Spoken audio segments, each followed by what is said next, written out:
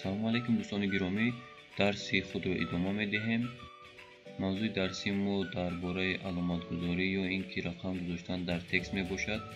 ҳоло бошад мо ба тексте ки дар дарси гузашта тайёр карда будем ба он бармегардем ва мебинем ки чӣ тавр аломат гузошта мешавад.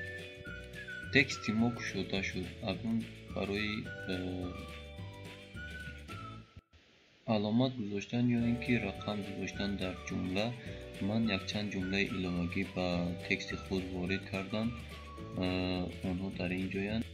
азбаски ҷумлаи навишташудаи ман салавҳа мебошад, ман бояд ранги онро каме тағйир диҳам ки аз дигар ҳарфое ки дар поён навишта шудааст яъне фарқ намояд. барои ин ман интихоб мекунам инро ва ҳарфи онро каме тағйир медиҳам, яъне авзтар ва яктарафа нишон медиҳам. акнун ман бояд абзацро яъне гирён кунам ки бинам дар куҷо мо пробел ё интерро пахш кардаем. акнун барои аломат гузоштан ман бояд ҷумларо интихоб намоям ва ман ин қисматро интихоб менамоям.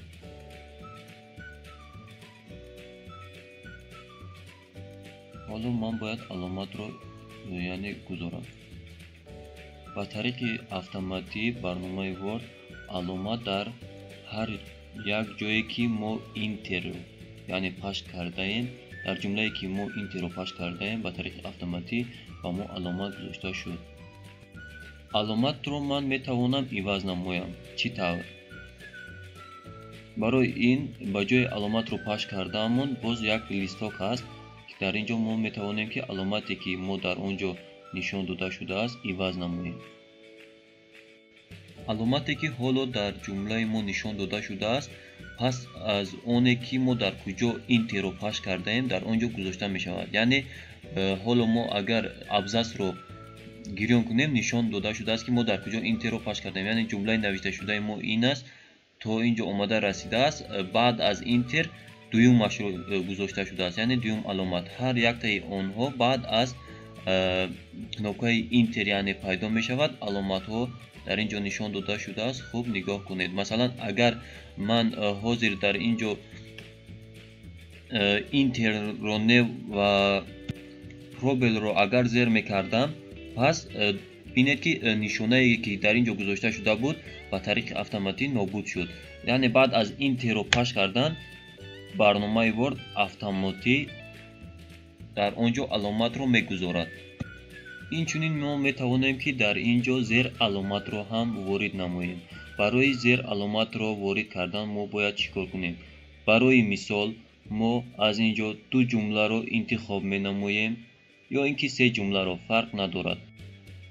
барои зер аломатро нишон додан мо аз қисми болои панели абзац ин элементро интихоб менамоем ва дар ин ҷо нишон медиҳад ба мо кадом шакл нишон додани яъне зер аломатро дар ин ҷо нишон дода шудааст ва қисме ки барои мо лозим аст мо онро интихоб менамоем. чӣ хеле мебинед дар ин ҷо аломати мо тағйир ёфт, яъне баъд аз як аломат боз аломатҳои дигар ҳам, яъне дар зери аломати интихоб кардаи мо боз се аломати дигар пайдо шуд ки онҳоро мо метавонем боз ба дигар нав яъне дохил намоем. масалан ин ҷо интихоб менамоем элементи дигарро, яъне нуқта нишон медиҳад. яъне аломати болои мо аз поёни мо фарқ мекунад. ин аломатҳои хурд дар зери аломати боло яъне нишон дода шудаанд. ҳоло бошад мо ба қисми рақамии аломатҳо мегузарем, дар он ҷо боз ҳам фаҳмотар мешавад. барои ин ман як ҷумлаи дигар илова кардам. ҳоло дар қисми поёни онро нишон медиҳам. аввал мо бояд салавҳаи онро каме тағйир диҳем, чунки аз дигар ҷумлаҳое ки дар поён навишта шудааст фарқ намояд. ва барои мо кадом қисм яъне ба рақам гузоштан аломат гузоштан аломати рақамӣ гузоштанро интихоб менамоем. пас аз он аз қисми болои дар панели абзац мо рақами 1 2 3ро интихоб менамоем. ба тариқи автоматӣ 1 2 3 пайдо шуд. یعنی این الیمنت با ما کمک میکند که ما یعنی برای نوشتن 1 2 3 وقتی خود را پر بسیار صرف نکنیم و طریق اتوماتیک اون با ما پیشنهاد میکند. مثلا در حالت نوشته شدن دیگر جمله‌ای که من میخوام در اونجا ایلوان نمویم، ورد با طریق اتوماتیک با ما رقم 4 رو پیشنهاد مینماید.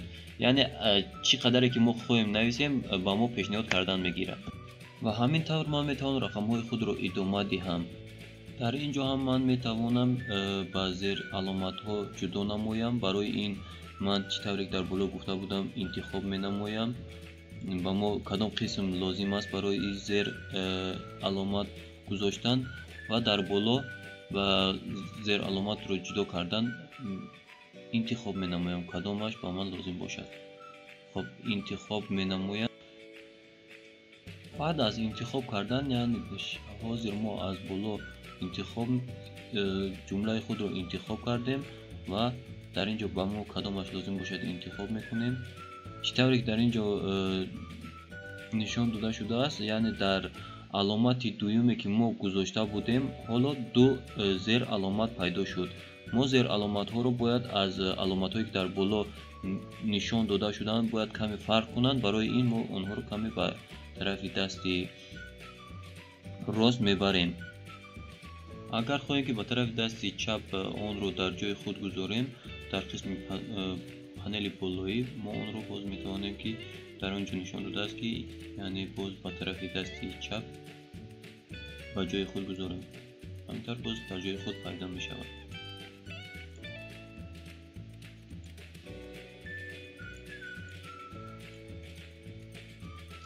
برای گذاشتن یعنی علامت ما جمله رو انتخاب نموده و این زیر می نماییم. اکنون میخوام درباره صلاح‌ها گذاشتن. بعد از صلاح‌ها گذاشتن ما باید ابزاس را گذاریم.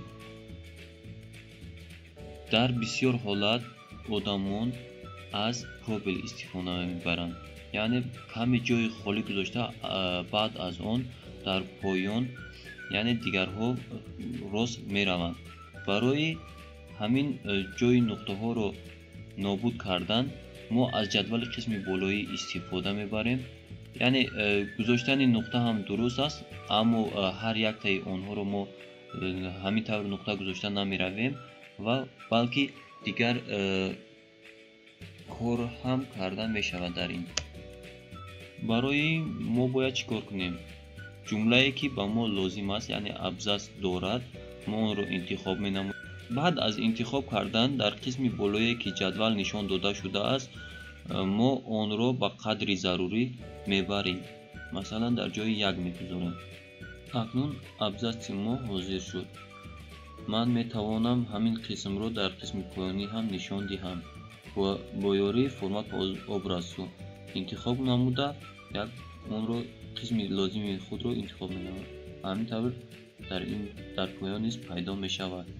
با همین طریق من میتوانم باقی مانده قسم تکست خود رو هم با همین یعنی با همین نمود در فرمت درآورم.